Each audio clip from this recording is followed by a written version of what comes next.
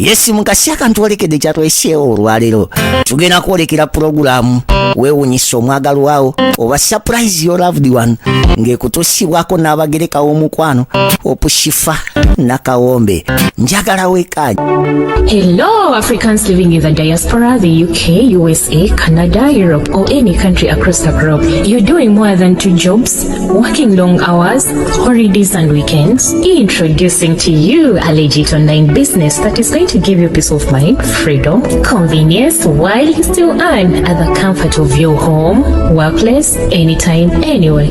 This requires no experience or expertise, but only with the help of our mentors and coaches, you are guaranteed 100% success and guidance on how to go about it. For more information about this exciting opportunity, please visit www.veronam.com. WhatsApp or call +1 331 304 5595. Legit online business. Abalungi abatulaba ndi wano kubanjulira Mulongo Diaspora Foundation eranga information eri wano wetegereza mukwano ojjeko contacts gwe wenna eyandyagadde okubeera part of International Summit on Mental Health and Disability 2024 lwegenda okubeerayo ng'era theme global collaboration to strengthen international partnerships in order to improve mental health and disability outcomes worldwide. Bannange Mulongo ategese era nga contacts weziri wansi awo. For more information email query genda ku mulongo-foundation@gmail.com oba ogende ku brendanakato44@yahoo.com oba contacting ku namba z'essimu z'olabawo wansi. Era nga mukwano ofuna omukisa okuregistaringa ogende e Canada. Salamu alaikum. Wano bwe tujja aba wakyuse era kati birala nnyo watekeddwa okushuka birala nnyo abantu banyirira okufa nabo bakyuse n'ekifo kikyuse yes banyambaze nanga akantu kano ne bwenkasigaza. Yes, as long as you put it on. Good. Okay. Bannaayi kankuteekeko kano twebuuzeeko kuba twebuzeeko ebbanga bigenda bitya Invention plus engineering solution birungi nnyo nnyabo kati bino byonna bigenda as usual bannange mukola order ku order kansomeko emabega Invention plus engineering solutions n'ennamba z'essimu bannange kati tulinayo ku site tulambuzaako ekiriwo wano kati omanyi abantu banyumirwa nnyo buli wenkuleeta bayize bingi bayize nnyo obalabudde mu nsonga nnyingi nnyo kwegamba ate kyenategeddeko ne design zaffe ezimu bamanyi okukubawo ka screenshot ne bawa badizayina baabwe tuba tulina kyetubongeddeko but they appreciate buli kyonna kati ng'emu neetwebuzeeko tuyitirewo tujje tulabe kyekiriwo naye maama era tugudde bugwi naye maama tusanze ng'emirimu kiriya nnyo gitambula kino tukyebaliza Katonda ne lwaki tetutandise leero ne programu yaffe nga tusiima Katonda kuba tukoze obulungi obutagambika tuwe kusaala. Kakati a'udhu billahi minash shaitani rrajim bismillahir rahmanir rahim. Amatenda amajjuvu ga Mukama Katonda agulumizibwe ebbanga lyonna. Amina. Agabirira buli muntu omulamu yenna. Tukwebaza ayi Mukama Katonda olw'amaanyi g'otuwadde, olw'ekisa kyo ky'otaddeko, olw'obukuumi bwo bw'otutaddeko. Tukakasa nti otwagadde nnyo era tukusaba oyongere otugabirira, otwongere obugabirizi, oyongere okutuwa amaanyi agakola ne bakasitoma baffe eyo gye bali obawa amaanyi agakola tusobole okubeera nti nno ebigendererwa byabwe mu ebyo bye tusobola okukola ffenna bituukirira. Amina nnyabo. Okay. Kati tutandikiddewa kati tulambuzeeko ku biriwo ntwala omukisa guno okwaniriza mu kitongole kyaffe kya Invention plus nga bulijjo okwawukanako ne enkola yaffe eya bulijjo twagadde okwongera okulaga ensi kiki ekigenda mu maaso mu Invention plus group kubanga ebiseera ebimu obadde ojja wano olusinga otuguddeko bugwi yes nakati nga bw'obadde otambula n'ogamba nti obadde ova sayidi z'ebulenga n'ogamba koyitireko wano mbadde nva eno sayidi z'ebulenga bwenti ne ŋŋamba kampete ndaba ekiriwo kati nga ensi yandibadde yeetaaga nnyo okumanya bino wammanga ekisooka nti for example bw'otunuulira emirimu gino nga bw'ogiraba ojja nga tegifaanagana bwe gaba madirisa ojja galaba nga madirisa galina designs za njawulo bwe buba bukomera bu balconies buno ojja genda okubulaba nga bulina ba designs bwa njawulo kati tulina enzigi zino ez'amahogany zino zonna sample z'abantu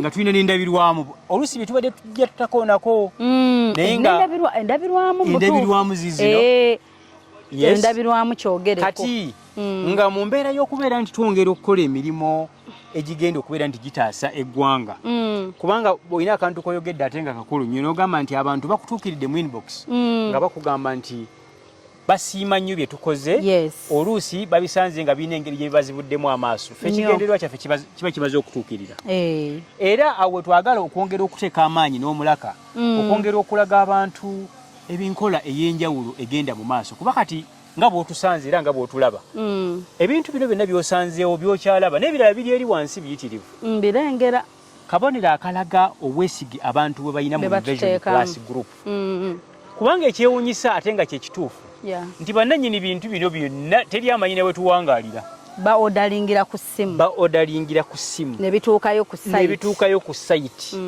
kati ekintu ekyo tetusobola kubeera nga tukiyisaamu maaso kati ate naawe munnaffe engeri gye wafuuka patana waffe nga tulina okubeera nga buli kaseera tukukoowoola ne tukugamba owange jangu olabe ekigenda mu maaso naye nga ntwala mukisa guno ekisooka okukwaniriza mu kifo kyaffe ekya Invention Plus obadde oyogera otugambye nti buli ojja wano osangawo ekikyuse ebizimbe bikyuse abantu bo naye banyirira nnyo naye nga bo beebo era ngenda kuyita abantu abo mu malobozi gaabwe bongere okubeera nti basiima bakastomers baffe mu nsi yonna nabo batubuuzeeko bongere na experience zaabwe mu ntambula gye tutambuddemu ate otwongere okubeera nti twogerako n'abantu n'okwongera okubazibula amaaso n'okubalaga ebyo tusobola okubakolera mu mbeera y'okubeera nti tubateera ebyuma nga bino eby'omulembe for example janguko wano nakyenjagala okulaga hope bw'otunulira geeti eno kikyolabamu ndabamu ekigambo owakirabye Jesus Christ is Lord. Kakati waliwo abantu abali very artistic. Ate waliwo abantu ebintu ebimu nga bibanyumira. Kati ffe tuli basiraamu naye ate tetuganda kukolera abantu kyembadde ngenda okubuuza kuba si byaffe byabwe kuba oli ayinza okuwulira n'agamba ate omwami musiraamu ate kati bwe nayagala design ya Jesus biba byabwe era biba bigenda ku gundizi zaabwe kati oli wajja ne order ng'ekyo kyayagala nga tukimukolera amakulu mu kyo ekirimu nti tu custom making ekyo bayita custom making kitegeeza okukola ekintu ekituukagana n'oyo kyeyandiyagadde oluusi ng'alina waakirabyeko oba oluusi nga ye alina ekikye kati nze nga bwe nandyagadde bateekemu Hope Shifah Apartments ku gate so omuntu wa ddembe yonna eyo gy'ali okugamba nti nange nteeramu ekigambo abamu bateekako mannya gaabwe omulala oli yajja nga n'aŋŋamba nti nteeramu nti Hope loves Hussein ku gate kati nga kwegamba bw'oba bakyalidde mu maka gaabwe ng'osangako Hope loves Hussein so kitegeeza ki kitegeeza nti ffe nga ba fabricators ba stand alone fabricators oli waddembe otufiidingamu ekyo kyonna kyoyagadde tukugirayo abamu amaka gaabwe bagatuuma amannya oli n'agamba nti Shifah Villas n'agamba njagala okanteere mu gate finga tukateekamu Shifah Villas welcome to Shifah Villas oba ekintu kyonna omuntu kiyandiyagadde abamu bajja n'agamba njagala munsalire leeters bwe muti ne bwe muti ebyo nga tubiteekamu naye nga ndina ekibuuzo wano kino nakyo kipya abantu nakyo badde bakimbuuza laba mukama mulungi nensangawo luno si lubaawo luno lubaawo nnyabo mahogany kati bw'osembayo okujja wano oba ndowooza bino tewabisangawo naye nga tuzze tubiwangaaliramu kati nakugamba era nkiddamu okunyonyola ensi omuntu ayinza okujja mu Invention Plus n'agamba nti ne kakati zino enzigi muzikolera ssente mmeka tumugamba nti tuzikolera emitwalo 6 as an example nagendayo mu kadaiday way mu black market namuwa the same design namugamba nti olukolera meka namugamba aga namugamba ekitegeeza aba Invention Plus babadde banziba kati I want to show you the trick ne balage enjawulo kati olugi luno osobola oddukola nga lufaananga bwe luli by the way obadde okimanyi nti luno olugi lugenda ku mwango ogutaliiko venti yensonga lwaki olaba nga luwanvu okuva wansi paka waggulu ne lumalirayo twafuna client n'agamba nze enzigi zenjagala saagala nzigi ziriko bumooli waggulu njagala olugi luva wansi paka waggulu kati bw'obanga oli kyayagadde nga tukimukolera naye trick weebeera ebeera wano mu thickness kiraba wano eno gwe mubiri waliwo obujja obumu kabanga enkungoza n'okamenya n'okafumbisa kati oli bayina omugamba nti ana kaka kitegeeza bati aba Invention Plus banziba naye nga tamanyi kwana ne bagenda muwaaki webale nnyo thickness yuno kikino wano kati ebeera high end thickness naye nga waliwo obulala obuli bwe buti kino ekiri makati tukiyita kiwero waliwo obulala nga ekiwero kino tekiri ku level yemu na style eno kitegeeza nti oluusi aba asobola okubeera nti kino akikuwadde nga kyekimu ate wano n'akikuwa nga kiri different kitegeeza ki nti ffe mu Invention Plus tukola shortcut tukuwa value for your money ate tugezaako okukola oba okulaba nti tukuwa the quality that matches ekintu ekiriwo ku ssaawa ate nga tekigenda kufeedinga so yensonga ki abantu batyotanidde nnyo Lilian oli Denmark ankutumiddeko yesterday nabadde njogera ne Lilian ali Denmark yafuuka sister wange nti wankima nga ngamba Shifah olanga bana ba Invention Plus nyina akasente kensuubira bwe nkakwata bwenti bagenda kuntegeerera mu buli kimu Lilian tutuno tukomyewo wetegereze namba bulungi emabega she's in Denmark yangambye omuzungu ayagala ku retiringira wano bagenda kukola amaka gaabwe bagala n'ennyumba ezigenda ovaamu sente eza apartments wezitwe so Lilian here we are mukwano beekwate wabadde ombuuza biwanvu nnyo n'oŋŋamba Shifah y'omu ku babadde bambuuza nti ng'oludda batuleetera bakyakola emirimu bagikolera ddala era tutuno yesterday she called me yesterday nga mbuulira ali awo Denmark ne mugamba n'omugamba nzija naawe Germany oba naakulaba Denmark n'aŋŋamba atajja mu December okwabya olumbe lwa muzeeyi kati obudde bonna wajjira ne namukuleetera akulabe muteese bulungi nnyo kati kkiriza njogerereko ku department eno katono ey'endabirwamu kubanga hope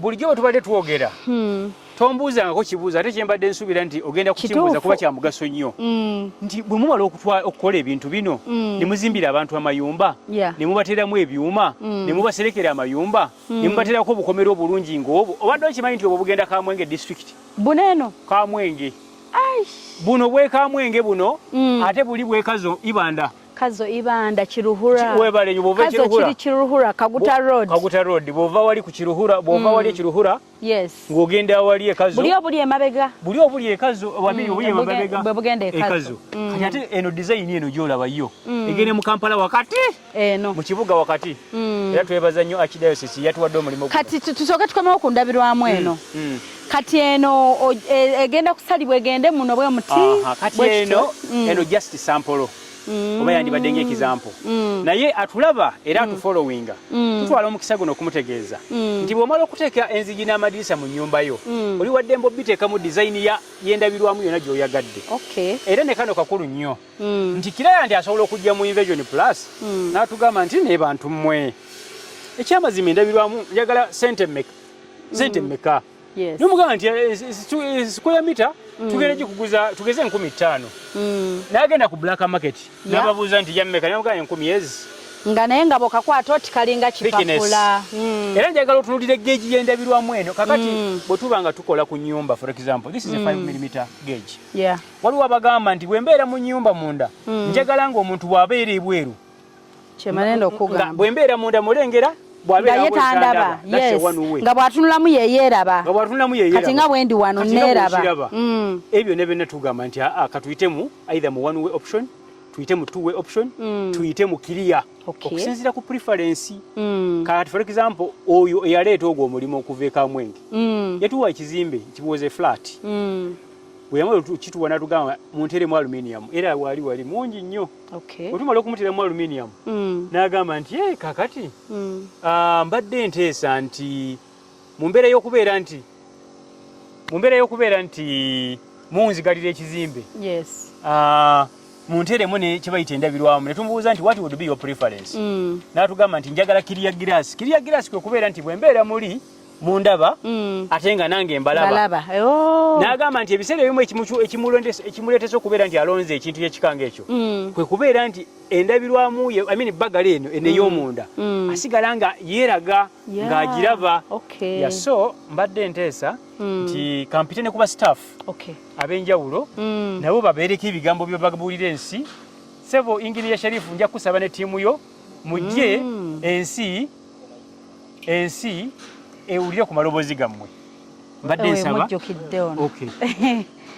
be bano abamu ku ba staff abazze okubanga batubuuzaako mubadde mujja mubalaba kabagire nga batubuuzaako nga ne mwami Hussein bwakomawo kubanga ate atwegatta kanti ba client bayitirivu wali mu office. Tutandikirewa ku side eno amannya ne wammwe gye wava okujja wano n'ebirungi by'ofunye mu Invention Plus. Assalamu alaikum wa rahmatullahi wa barakatuh. Wa alaikum salam wa rahmatullahi wa barakatuh. Amanya nze samanya Ashraf nga nenyumiriza mu kampuni yaffe kuba najjanga sirina kyemmanyi naye kati nze omu ku abo abakola ebirungi. Ng'ebiriwa tukola enzigi ennungi era amadirisa amalungi kati tugakolera ddala ne client n'agasiima. Ngero oli omu ku abo bayinginiya kati siri muyiga ndi yinginiya mulamba. Wavaawo okujja wano? Nava Iganga. Okoba olusoga olukoba olwidi. Era nga nebaza bakisitoma baffe okutuwa emirimu tweyanzege era tusaba mutwongere tuli bamalirivu okukola ekyo ekirungi. Assalamu alaikum wa rahmatullahi wa barakatuh. Wa alaikum salam wa rahmatullahi wa barakatuh. Tweyongeddeyo. Assalamu alaikum wa rahmatullahi wa barakatuh. Wa alaikum salam wa rahmatullahi wa barakatuh. Amanya gange nze Simakula Sharif nali musajja wa Lugave. So nyinzo zona ziteke ebbali ensalawo nije nkola emirimu. So kwebaza bakasitoma baffe abasobodde otuwa emirimu yetukoze nekyakola nga byonna bwemubiraba tubikolera ddala ebintu ebirungi ennyo ebyo ennyini ndowooza wabiraba ne kakati ndowooza obiraba ne sites nzirambudde kyemanyi era ndowooza tugenda baako ku site gye tugenda sikyo byo birungi era tubayita mwenna tubakola yonna gye muli mujje mutuwagire tusobole okwenyigirira mwabo abatusookayo. Wavaawo nkoze okujja wano? Masaka. Yes. Kimanya awo nze nasomera ku Masaka Seeke. Masaka Secondary School awo. Nagwe nagimalira. Nawe wali? Senior 4. Mbu twalina nnyo eddalu aba Masaka Seeke. Naye eddalu twalikakanya tusaba tukojje tuweereza abantu. Bwe wabeerayo Masaka Seeke awo waliwo awo waliwo akafo ke nali njagala ennyo ku Masaka Seeke awo Lovers Park. Kaaliwo awo ku Masaka Seeke awo abaana we baatuulanga awo nga bagiyita Lovers Park. Watuulanga. Okusinga naawe. Tweyongeddeyo sijja kusobola mpozi mulina bootumirako ab'e Masaka. Just koola bakasitoma bonna. Koola bakasitoma. Tubaweereze. Amina. Okaddako? Amanya n'eddoboozi bampita Sebagala Umaru.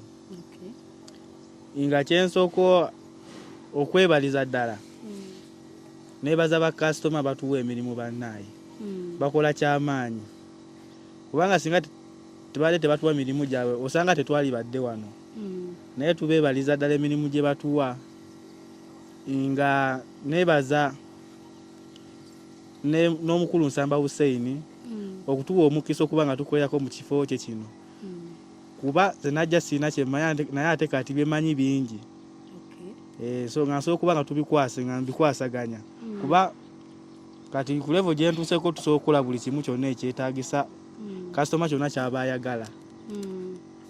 Nga mbasaba okutuwa emirimu batuweere eddala emirimu tuli bamalirivu bakola ekyo kyennyini kye baba beetaaga. Nga mpozi n'ekirala nze naviira Nansana okujja wano. Bali kwagala kukola tukola olina b'otumirako ab'e Nansana? Nansana sinayo gwe ntumira. Ab'ewaka nga mwenna mwabasiibula. Kale waddako. Yanza nto yanzege amanya n'eddoboozi Kasaga Tone mu Namasaka. Namasaka, Masaka nga wa? Masaka Kijjabweni. Kijjabweni. Olinaanye town. Nga gye nava okujja wano mu kampuni. So okwebaza nnyo bakasitoma abatuwa emirimu. Anze department gye nkwira wano ya paint. Paint. Oli kyaliko? Oli kyaliko. Nga department eyo gye nkwira. Nebaza nnyo bakasitoma abatuwa emirimu. Batwongerere ddala ebintu twabitegeera. Yes. Twasomoka lwera kujja kukola. Kujja kukola. Twajja kukola. Tusubiddeeko ku mukyala gwe walekayo. Kyali singo. Kyali singo. Oli singo? Ndi singa and searching. Bakulabye bakulengedde bajja kuŋŋamba oli ali singo oli. Bajje tukole couple.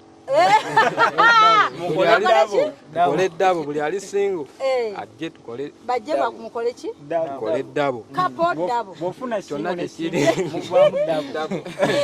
Bofuna ki naki? Singo ne singo muvaamu dabo. Singo and searching times 2 equals 2 dabo. Lwaki babeereyo nga banoonya ate nga naawe oli wano? Nga nange ndi wano. Mazima. Ne nebaza nnyo n'omukulu Nsamba Hussein. Yes. Okutuwa mu kisokwerako wano mu kampuni. Ebintu tubikoze. Bakasoma batwongerere ddala obanyirivu tubulina. Ate ngeri gy'oli singa and searching. Era abakazi bakulabidde ddala nti ate oli mukozi. Ndi mukozi. Bajje basinga. Agambye engeri gy'ali singa and searching. Kati wabaayo ali singa gye bakole couple. Okay. Kale wadda twebaza nnyo bakasitoma batwongerere ddala kye tukola tukitegeera. Kale tweyanziza nnyo tweyanzeege abatuwuliriza mwenna. Nze amanya ambita Dumba Pius nga nva Sembabule Masaka Kinoni awo we nali nga najja nga nayigako nenzija nsobole okweyongerezaako ku byemmanyi iye nga amadirisa awo gonna agali awo tugakola n'ebirala ebitali wano byonna buli kyetaagisa okwokya bwe tuli tuli beetegefu okyokya nga nsaba kasitoma baffe abalungi temutuyitako ka vidiyo ako emukalabye mutulayikinge tuli beetegefu nnyo okukola ekisaanidde. Eyanziza tweyanzike. Okusookera ddala sooka okwebaza abakasitoma baffe bakiraya nti bonna mwenna abatulaba essaawa zino nti kyemukola kya ttendo. Mpozi nga bulijjo amannya Ssegawa Muhammad engini ya Mulo n'erya Saalongo lyeyongeddeko. Wakoma siri Saalongo naye kati n'erya Saalongo lyeyongeddeko. Bintu bijja mikisa gijja ebyaddala wafuna abalongo nkutidde agamba nze yakoowa kwegamba mpakana tidde. Naye nga bakiraya nti si baffe kyemukola kya ttendo nammwe abatulaba beewaddeyo obudde bwammwe kyemukola kye kisingira ddala okuba eky'amaanyi. Neera tubakakasa ffe tukyali beetegefu neera mutulaba tukyali bavubuka tukyalina amaanyi neera tubakakasa tukyasobola obbakolera batuusako emirimu nga bwe mugyagala. Gwe toli tusinga ekitegeeza nze siri singo mpozi nyonyayo kubaagala abalongo Anonya abagala abalongo ensonga ozimala ensonga ezo nzimala ono naalonga aliwo kimuteekawa nalonga aliwo kimuteekawo ekyo kyoyo engeri gyali nti mwagaliza ayagaliza ne banne ate amanye eddiini tuli basiraamu akite zinaggwayo tomugambe ekyo kiba kimala kituufu tweyanziza otubuzaako olina bw'otumirako amiina pozi wenna alitumiddeko nyakwagala okutumirako abazadde abakola omulimu okuzaala yingini yoono essaawa zino abaweereza yesebo amiina tweyanziza tubabuuzizzaako abakulu kwegamba ssanyu jjereere bonna beenyumiriza mu Invention Plus yo bali bakola mulimu mulungi onansonyiwa mbadde nfulumyemukko katono ndowooza olabye abagenyi abo nabo babadde baze nga balina orders ze babadde baleese mu ofiisi naye mbamaliriza era mbatadde so ndiwaddemba okubeera nti tugenda mu maaso n'enteekateeka so kati since tulabyeko wano mbadde nsaba tolinaayo ku sayiti kati sayiti nyingi naye mbadde nkusaba for now engeri gye tuli nti kati ebadde specific ku metals na biki bye tukolera wano tukusobola okukola enteekateeka endala era nitugenda ku masaitis ag'enjawulo naye nga tekimenyawo buvunaanyizibwa oba nakumanyisa nsi biki ebyenjawulo bye tukola entwala omukisa guno okubajjukiza kuba bakimanyi ti ffe nga aba Invention Plus tukuwa ekirooto kye ekyennyumba okuva ddala mu mutwe gy'oyina ne tugizimba naye nga tetunagizimba tukuba pulaani yaayo tulina ba architects mu field zonna abakubira pulaani y'ennyumba nga bwewandi gyetaaze Invention Plus Group ekuwa ekirooto kyo ekyennyumba okuviira ddala ku ekyo ky'olowooza mu mutwe nti kikuteera ku lupapula bangi batutuukiridde ng'agamba nti nandiyagadde ennyumba bweti ne bweti ne bweti baarchitects baffe ne batandikiraawo ne bakuba plans okusinziira ku kyabagamba netugenda nga tukola rigorous reviewing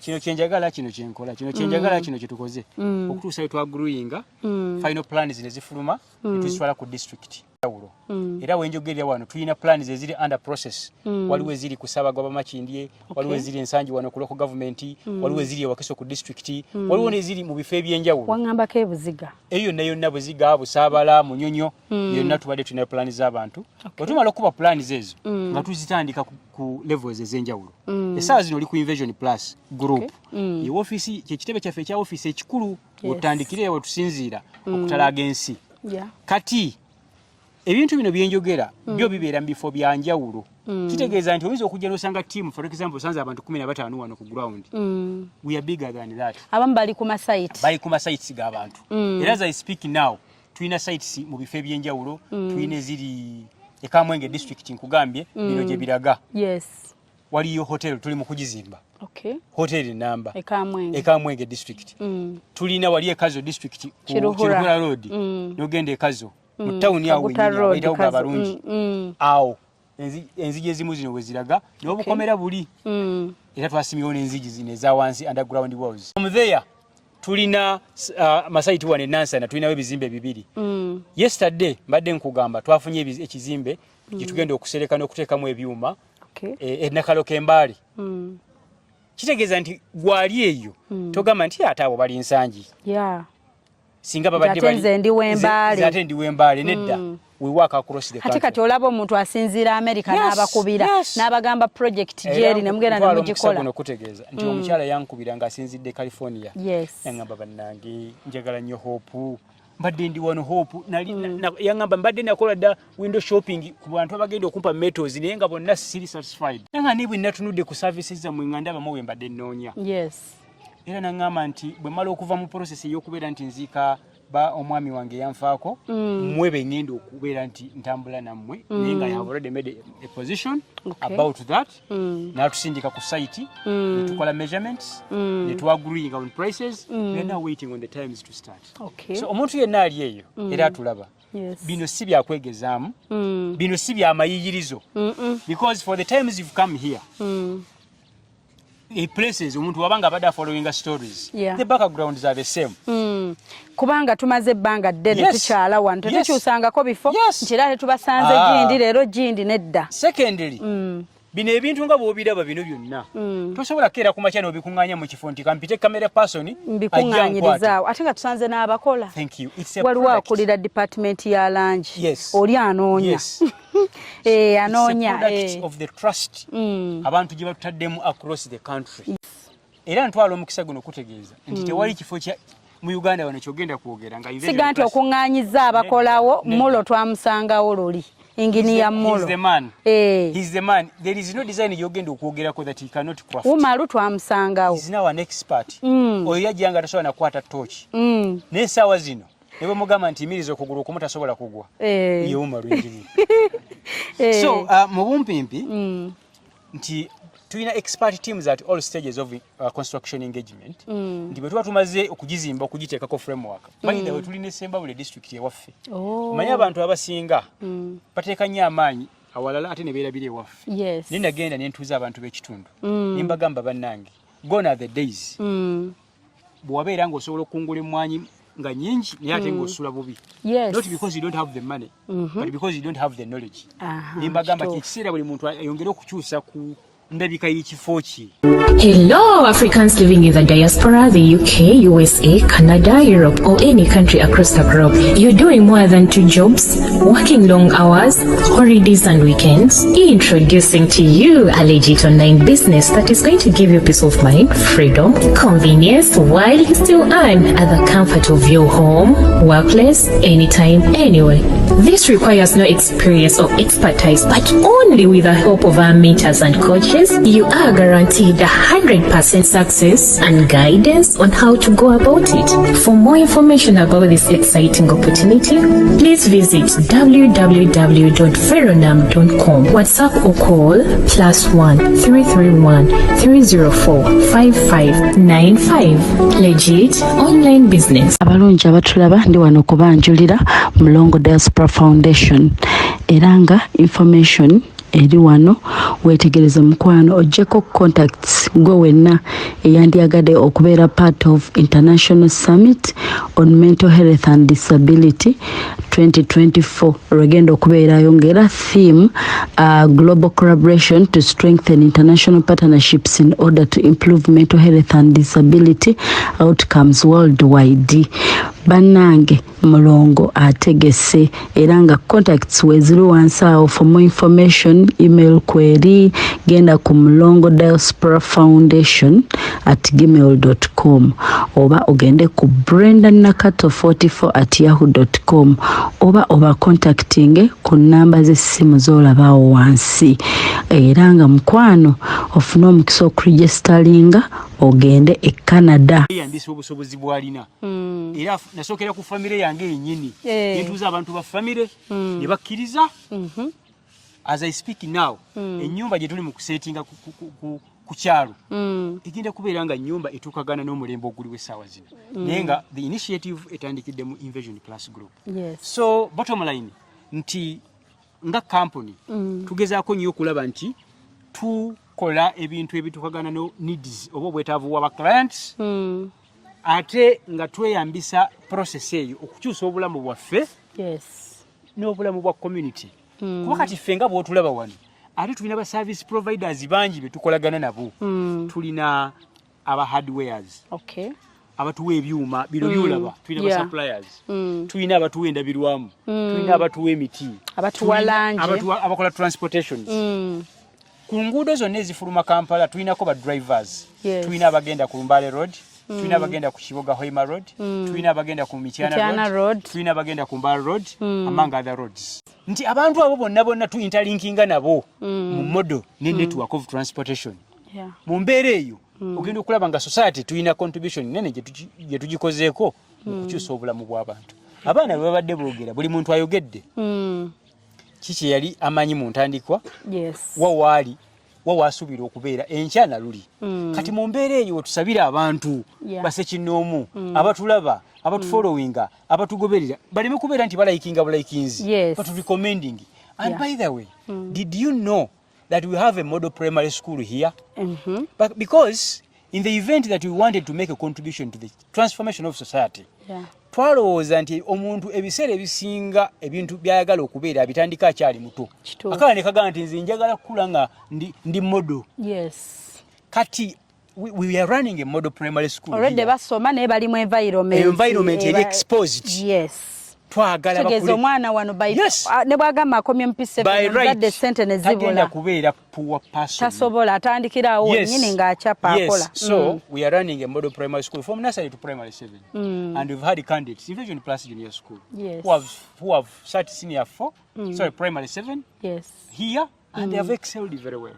But their kind of life je living si eri ey'abaana abasoma who is the first Muganda naturally producing and naturally agitating kuba tulina ojja mutwala first Muganda bakuwe mmere just kubaawo ng'okimanyi after 14 years agenda kujja atunulire muzadde we nga talina creativity and proactiveness yonna. Those are some of the things that we are trying to brainwash from our people. So needless to speak twebaza nnyo abantu bonna abatufollowinze then yogera ne ku kino. Please. Nafunako nagabako contacts mwe babakubira.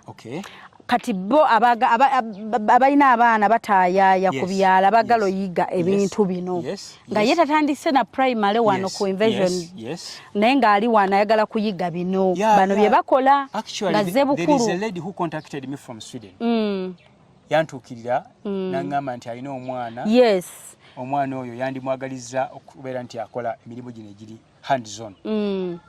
Nga bambuuza nti asobola okujja n'asasula school fees oba ne mugamba kitwala bbanga bwe riti okuyiga n'abaako ssente z'asasula. So baali bambuuza ne bagamba you contact him. Very many people have been products of that process and arrangement. Bantu bangi bafuuse kye bali nga bayise mu makubo ngaago. Era oyo yenna yandiyagadde okubeera nti alina kyandiyagaliza omuntu we n'okubeerako kyamwongerako. The door is open.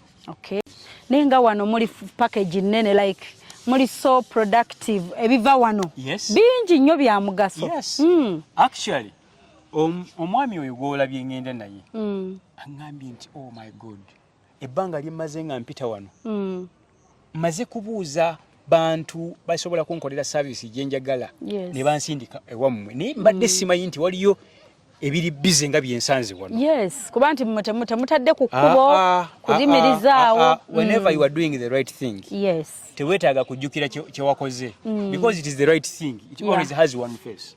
So nga bw'otulaba bantu batusanze wano era bakyajja. Waliwo n'abasindika abantu baabwe olinaga nti asindise sister we omwami oyo ajja kunyumiza yabadde nansa najjo kizimbe kya kalina nga awangayo obukomera naye ng'oli yajjiranga ba boda boda n'agenda n'omwami oyo n'amutwala ne bapima and the service ended. They got what they wanted. So what is most important okubeera nti omuntu omutuusaako service iye nnyabo. Alright, so kati waliwo nekyo waŋŋambako nti mulinayo kye mututegekedde party get together mwagala okusiima ku bantu ababawagidde nekyo yongero kyogerako. Okoze bulungi nnyo okubeera nti okinzijukizizza era I continue to emphasize and re-echo nti tukoowoola abantu bonna abazze batufollowinga tukoowoola abantu bonna abazze batuwagira. Bino byonna nga bw'obiraba si bya bwereere. Muntu asooka n'akirowoozaako n'anoonya service provider mu field eyo n'agamba nti Invention plus yegenda okunkolera ekintu ekyo. So tubadde tubakoowoola era nga tubasaba bakkirize bajje batuuleko naffe wano ngenda kuza omwezi 25 tuliireko wamu hope kwolwo byonna by'obadde ogenda okukola tukusaba obireke ojje. Abaagala olaba ku Shifah abaagala selfie challenge mujje tupatinge abawala abali single tubakoowoola omukolo gugenda kubeera wano kitokote nga si kisandikire olwo okugenda kubeerako bintu ebi kwebaza nakusanyuka nakwebaza Katonda n'abawagizi baffe abantu abatubeereddewo abazadde abatuwa abaana era abantu betugenda okusinga okubeera nga tuwa priority bebo betwali tukolaganyeeko nabo n'abo abatwagaliza okubeera nti tusenvula 25 November nakugere kwa lwa kati bagenda kumbuuza Shifah okuyingira mmeka kuyingira si bya sente bwerere Invention Plus yega anti bajja kumbuuza Invention Plus ega budde yagala kuddiza ku bantu baayo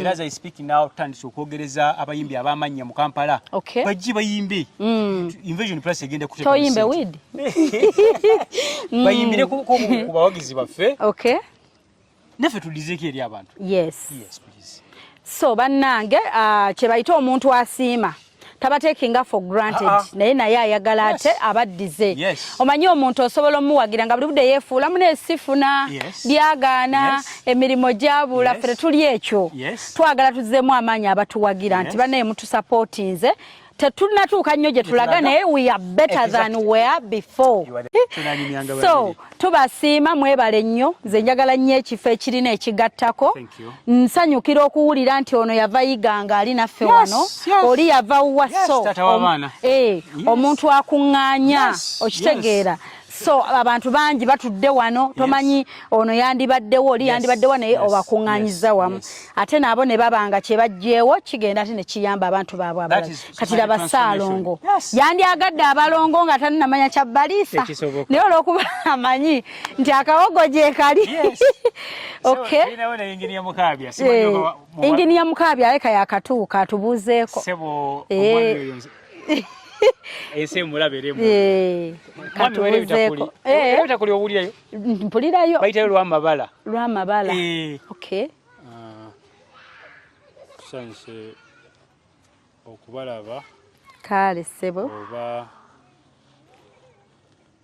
tweyanziza nnyo tweyanzeege abawagizi baffe mwenna gye muli abali kuno abali ebweru abali ku mikutu emigatta abantu gyonna tweyanza obuwagizi bwammwe bwe mutuwa era tubasaba mutwongere okutwesiga naffe tuli ready okubawa saavisi nga muzeetaaze sijja kuba na bigambo bingi bya kwogera naye okusingira ddala nsiima busiimi abantu bonna bazzi batuwagira ebbanga lyonna okuva kampuni we yatandika n'akaseera kano weeri tekyagenda mu maaso tweyanza era tubasaba era obuwagizi bwammwe amiina webale nnyo muwulidde abadde mwami Mukaabya Azharu Kasenda Azad Rebuta lwamabala ayina ekyenkizo wano mu kampuni tayogera naye buli lwayogera buli muntu awulira oyo gwolaba ebigambo bibeera bitono naye biba bya nsonga era ndoozi obiwulidde atekinga time era asobola kubirowoozaako sawa mwami Mukaabya tweyanza kati olwo ayogera yaliwa taliwo no Invention babikolwa so bwe tutyo bwe tuli naye nga okuwumbawumba n'okunzika nyongera okwebaza abantu bonna abafollowinga n'abagoberera mukyala Hope Shifah ne batakoma kumufollowinga nakumugoberera wabula ne balondamu mu ebyo byayogera ate ne babiteeka mu nkola nga balonzeemu gambanga okulowooza ku Invention Plus group ffe ne batuwa emirimu era emirimu gino ffe tetugenda ku majani tugenze ddowa tuddowa tusabe abantu ebyokukola wabula omuntu atunuulira quality y'omulimu n'agamba nga bwe nakirabe mu video ya Hope bwe njagala mu kinkolera oba najja mu kintu nga kiri different naye nga kkiriza nti you can custom make so abantu abo batuwagidde we never take them lightly tubeebaza nnyo temukoze bukozi kubeera nti mufunye service okuva gye tuli wabula mugaseeko kinene ku society yaffe engeri gyekyuseemu nsaba mbatangazeemu ne kino bakimbuuza nnyo Shifah kati abo munnange boolanga kati abo siba zino zaako eddi zokka bannange ekibuuzo ekyo kisusse kati Shifah ffe tunaabasobola ffe tutya n'okkubayo essimu bakontakitinga ekibuuzo ekyo nyamba okiddemu onyambe ne kino nti oli azze buzzi like waliwo abalowooza nti ajja kujja buzzi wano anoonye Invention Plus Kyame manja abuuze asanga sign post ya Kyame ajje nga boyingira mu supermarket lijagala esukali otambula ogende kati yaba amanyi ajja kujja bwati alabe gate munnyonyole n'ekyo nti ebintu ogenda ku site n'obipima kinyambe ko nakyo oba waliwo yambuza Shifah nsobola okugendawo mangu n'ensangawo ebiwedde n'entwala kati ogenda twekwasa nti ate biwatute tebijjamu tebifiitinze naawe otangazaawo ekisooka kibadde kya ekisooka ky'abaana abeetya nti muzimbaako eddi zokka because ojja kyesanga nti ne baba batuukirira bambi olaba ng'omuntu olaba nti service yandijagadde naye ayinamu kali nti oba bakolera bali ababizimba ebinene byokka ntwala mukisa guno kutegeeza nti ffe nga aba Invention Plus tuzze tukula mu kujja nga tukula twaweesaako n'akawuuba akawuuba wheelbarrow wheelbarrow ye kawuuba yes we invented a wheelbarrow but there was a message in that fabrication twatunulira obwoba buli mu market nga bumenyeka mangu ne tudevelopinga yakawuuba akali stronger naye mu kukola akawuuba twalina message twagala okutegeeza ensi nti we can begin fabrication from the simplest of the product nti ku kintu ekisookerwako okubeera ekitone nnyo kitegeeza nti gwalina eddirisa ne bwe libeeri tujja ddikola ate tulitambuze nga bwe twalitambuziza omulimu omunene amakulu togaana kututuukirira olw'okuba oda yo eri wala togaana kututuukirira olw'okuba oda yo ntono. Every customer is important to us. Buli customer wa mugaso gye tuli. Ekyokubiri kwe kubeera nti omuntu agamba nti ayingire wano asangewo ebiri ready made eno si supermarket nga bwogambye. Ebintu bya engineering bintu bya calculation.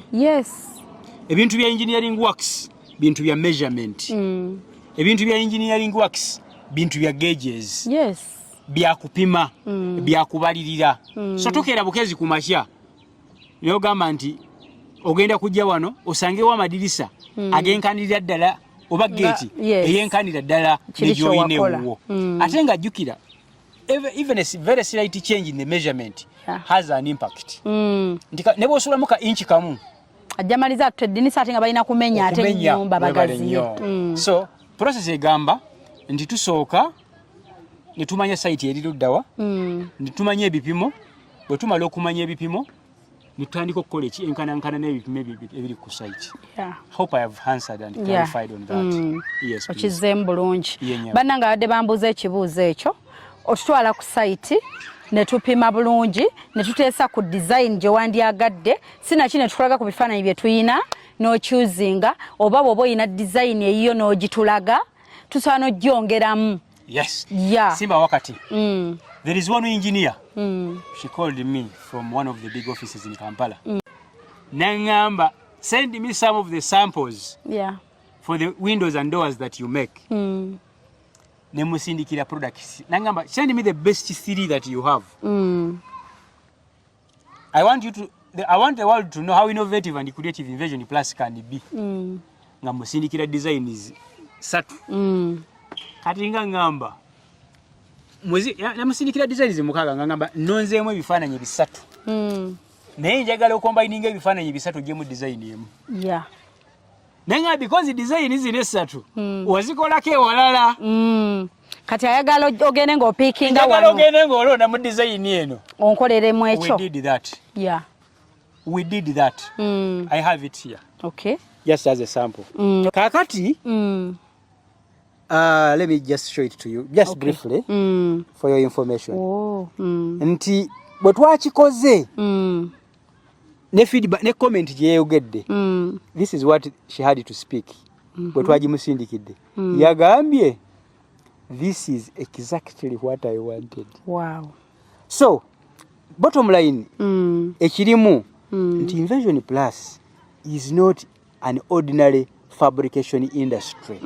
It is a model and creative industry that creativity and innovation.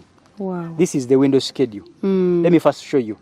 These are the samples. There is this one, there is this one, and there is this one. hello please make for me a design combining these three. I look at it first, then we agree. So nozimua. Then I put down our architect. Yes. And when we did that, this is what we got. Wow. No mulage wasooka ne waddako na yes. Kyogenza opikingao. And then we came up with something like that. This is really beautiful. Thank you. After that, this is what they had to say. This is perfect. This is perfect. Let me get the measurements from the builder so that we can proceed with the quotation. I haven't seen the door, please. After we're satisfied with the window, good. So that is Invention Plus group for Uganda. Chokanga tena engineer. Chokatenga de engineer. Kati ngomumatizo. Yes, that is Invention Plus group for Uganda. And I want to assure Ugandans, wherever they are, that they have an opportunity in Invention Plus group. Yes. Because let me tell you one thing. This might be outside what we are covering. Yeah. The biggest challenge with our society is that it is good at replicating businesses. Yes. For example, oli nalaba ebintu ku Hope Shifah. Yeah. Because naye awerodinga. Na sharinga madirisa agona government yagakola. Yes, I know. Naye for our Invention Plus group, we are beyond that level. Yes. Nti we put innovation. Kati alaba na downloading anakola kitakola ekyo kye kibadde so. Nange bwe nkirabye kibuddemu. Ai. Yes, wow. So we are a very unique company in this country. Yes. Era ebintu bye tukola, we are doing them with a lot of passion. There is one client from the UK. Yatuwa omulimu naye yaŋŋamba nti yamusindika yamugamba nti yakozeeko n'abantu abali dedicated and committed ngaffe. Yeah. Abali tannabalaba. Yes. Nagamba nti olwokuba waliwo time zones. Nti time eri bayinza okuba nga beebase wano nga tulaba. Yeah. Alina obudde bwe yakommunicatingako n'aba Invention Plus ng'alowooza beebase. Kumbe. Nafuna feedback. Nagamba I was more than impressed with the service. So the assurance we are giving Ugandans is that we are very committed to the task. Okay. We love what we are doing, and innovation and creativity is within our bone marrows. Yeah. So let them give us the trust. We shall return the trust to them by giving them the quality service and a very creative service. Okay. Commitment is part of us in the veins. Yes, please. Okay, bane tweyanze olaba nange akyala obukyazi. Kati nange ndimu olu engineer. Ngenda n'empiteyo ku nnyumba z'abantu nange ne mmanya this is bad quality, this is good. Nedda njawula quality kati nga bwe ndabye oluggi luli ne ndulaba like obugumu bwalwe. Kati nange nsobola okusanga endabulamu ne ngamba kano bakozesa kapapula zino inches zikibulamu. Kati nange nembanguka bwentyo. So olaba nzija buzzi nemba nti olobobo tuwadde wa kuyigiriza kiyinza bakitya. So tongera okusiima emirimu egikolebwa wano. Mwebale nnyo, weebale nnyo ssebo kukyusa nsi mu ngeri ennungi. Mukama akikubalire. Manye ebimu obikola with one love okyokola okyagala. Mukama akwongere tusaba ba client beyongere okujja. Yes, tukyali wano ffenna tutambula nabagamba nze ku channel bammanyi. Siranga muntu nga simwesiga kubanga gundi zikomawo feedback. Yes. Naye nkwebaza nti ebikomawo byonna birungi. Thank you. Birungi nnyo so abantu bongera kusiima ate n'ababa bazze ba recommending abalala. Tubeebaza mwongere okujja mwongere tutrustinga mwongere tuwe emirimo ate mutwesige. Tubaagala nnyo mwebale kubaako. So fe twetegekera mikolo mugiwulidde 25 November. Bajja kumbuza ate dress code. Mukwano just be nga gwe. Gwe kastojja. Just be decent. Just be decent. Ng'ojja otwegattako to celebrating awamu mikwano. We are celebrating you people. We don't take you for granted. Mwebale kutwagala, mwebale twesiga, mwebale kubaawo. Ate twongera obbakowoola. Mwongere okujja ate Mukama abagabirire munammwe ate abagabirira naffe eno muleete tweyanziza so mbigamba awo ng'obasiibula bansiibulire naye era tujja bakavaringira omukolo ndowooza olinayo akatalekeka nga mmwe okay naffe twayogedde bwadde ate owaayi mwebale mutuyambye musembere tusooka okwebaza bakasitoma baffe yes abatuwagidde ebbanga lyonna era nga tusooka tugenda kusaba Katonda atwongere bakasitoma. Amina.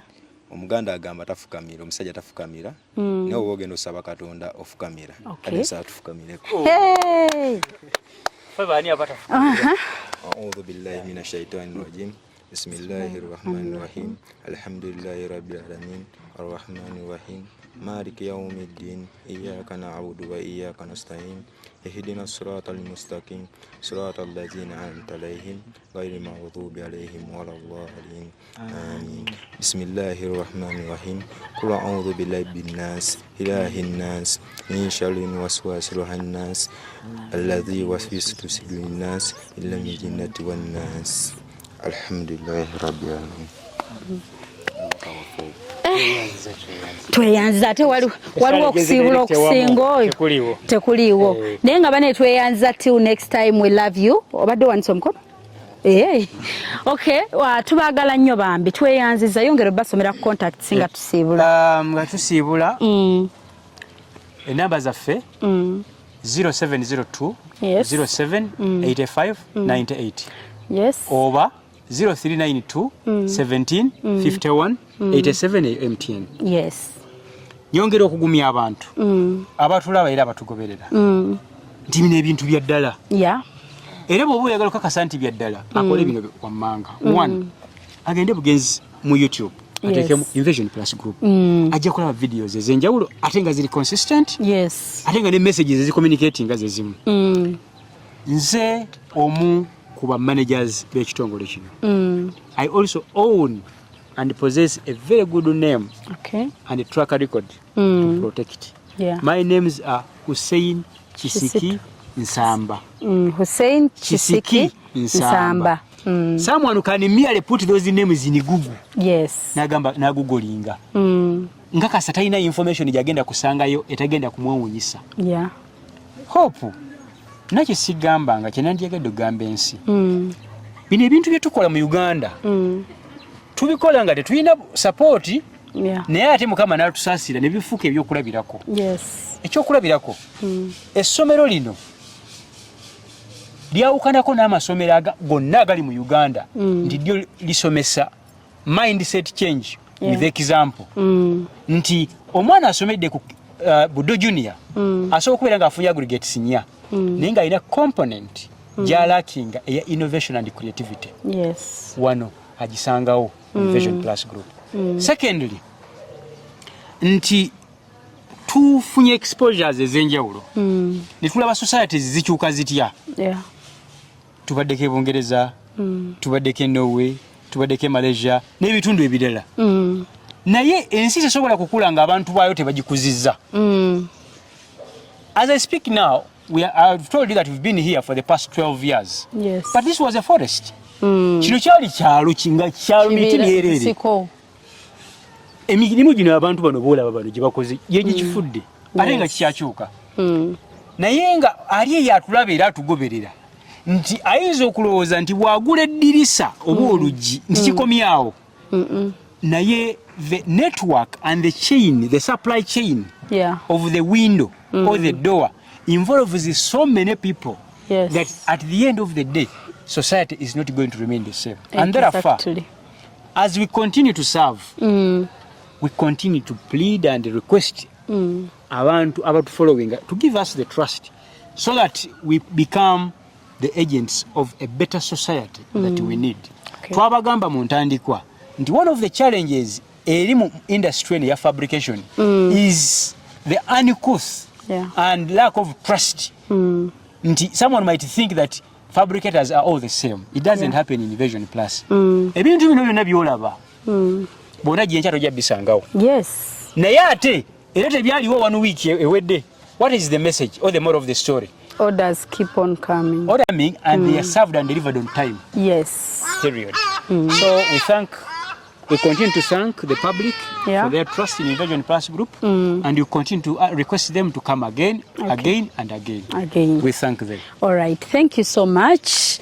Bannange tubeebaza leero tetusingeko wano tweyanziza mwebale kutwagala mwebale tugoberera enamba agimisinze ya Invention Plus Group. Just come to my inbox ongambe Shifah enamba njifuna ntya njajji kuwa mkwano muberenga mukwatagana mwogerezeganye abamu motero okungamba Shifah njogererayo mba njagala oyogere n'omuntu agenda okukola ekintu kyo toweetya kubanga sagala kubeera awo wakati awo manjagala mbamanyi omuntu gwembawa ayina customer care ajja kuwuliriza addamu messages ajja kuwa obudde ajja kuwabula waliwo abalina ssente nga they don't know what to do ajja kuyambako akutegerere n'oba gwe tomanyi ajja genda ku site agamba okusinzira bwendabye site tukole kino kijja kunyuma bwekiti okusinzira basiize ennyumba kala zijja nyuma zitieza gate n'enzigi byonna muberenga mumaliza nze obwongo bwange bubaako newe bukoma kati ekyo manchi forwarding eri ansingako ne mukikwasaganya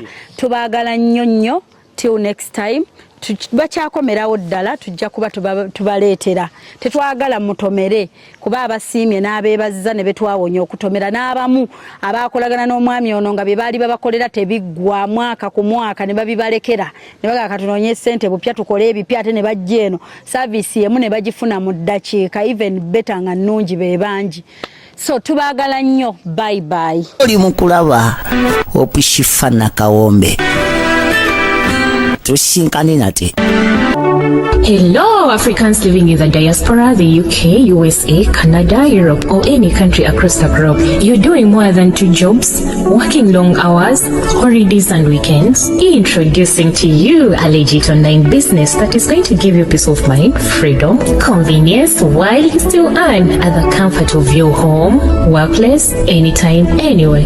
This requires no experience or expertise, but only with the help of our mentors and coaches, you are guaranteed 100% success and guidance on how to go about it. For more information about this exciting opportunity, please visit www.feronam.com. WhatsApp or call +1 331 304 5595. Legit online business. Abalungi abatulaba ndi wano kubanjulira Mulongo Diaspora Foundation eranga information eri wano wetegereza mukwano ojjeko contacts gwe wenna eyandyagadde okubeera part of International Summit on Mental Health and Disability 2024 lwegenda okubeerayo ng'era theme global collaboration to strengthen international partnerships in order to improve mental health and disability outcomes worldwide.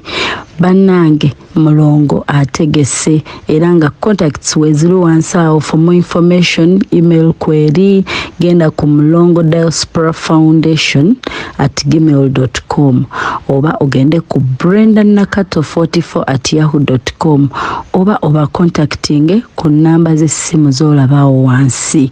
Era nga mukwano ofuna omukisa okuregisteringa ogende e Canada.